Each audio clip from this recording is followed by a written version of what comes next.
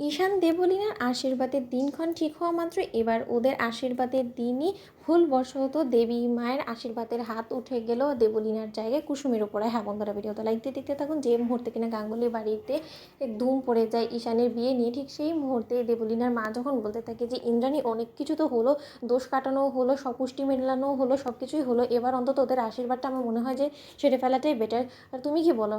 ঠিক সেই মুহূর্তে ইন্দ্রাণী বলতে থাকে যে সে আর বলতে, আমি তো সেই দিনের জন্য কবে থেকে অধীর আগ্রহে অপেক্ষা করে রয়েছি।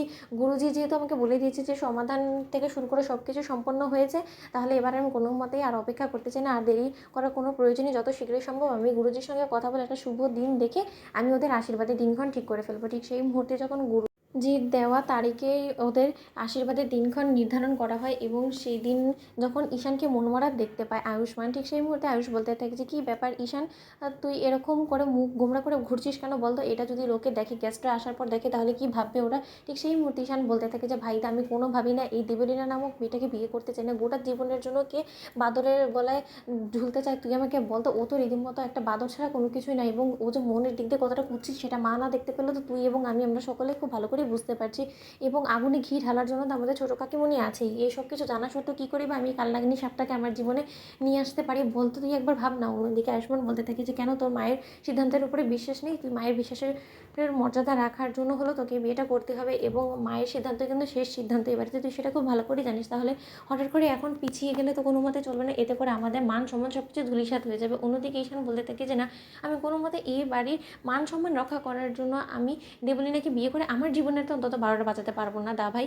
ঠিক সেই মুহূর্তেই আয়ুষ্মান বলতে থাকে যে তুই যদি আমাকে ভালোবেসে থাকিস তাহলে আমি যেটা বলছি তোকে সেটাই করতে হবে, আর সময় না লস করে তাড়াতাড়ি রেডি হয়ে নিচে চলে আয়, কারণ গেস্টরা অপেক্ষা করছে।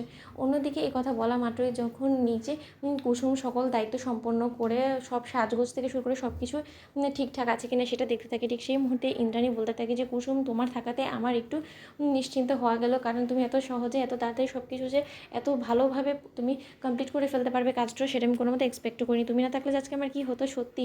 তোমার বাবা যেরকম আমার লাইফ সেভার, ঠিক সেরকম তুমিও। অন্যদিকে কথা বলা মাত্রই যখন দেবলীনার গোটা পরিবার নিয়ে দেবলীনা সেখানে চলে আসে, ঠিক সেই মুহূর্তে দেবলীনা বলতে থাকে যে আন্টি, আজকে এই কুসুম নামক মেয়েটাও এতটা ভালো করে ড্রেস আপ কেন হয়েছে সেটাই তো বুঝতে পারছি না। ঠিক সেই মুহূর্তে ইন্দ্রাণী বলতে থাকে যে কুসুম কিন্তু এ বাড়ির শেফ নয়, এবং তার থেকেও বড় কথা ও এ বাড়ির সদস্য, এবং এ বাড়িতে এরকম একটা অনুষ্ঠান হবে সেটার মধ্যে ও ভালো মন্দ কাপড় চোপড় পরবে না, সেটা কী করে হতে পারে দেবলীনা? আর দেবলীনা, এসব নিয়ে তোমার তো ভাবনা চিন্তা করার কোনো প্রয়োজন নেই, কারণ এসব কিছু ভাবনা চিন্তা করার জন্য বাড়িতে যথেষ্ট পরিমাণে মানুষ আছে। ঠিক সেই মুহূর্তেই ঈশানে কাকিমণি চলে আসে এবং এসে দেবলীনাকে বলতে থাকে যে দেবলীনা, তোমাকে একটা কথা বলবো? তোমাকে যখন কিনা এই বাড়ি থেকে আশীর্বাদের কাপড় পাঠানো হয়েছিল না, তখন ওকেও দিয়েছে। তোমাদের কেমন, সেটা সাবস্ক্রাইব করতে ভুলো না।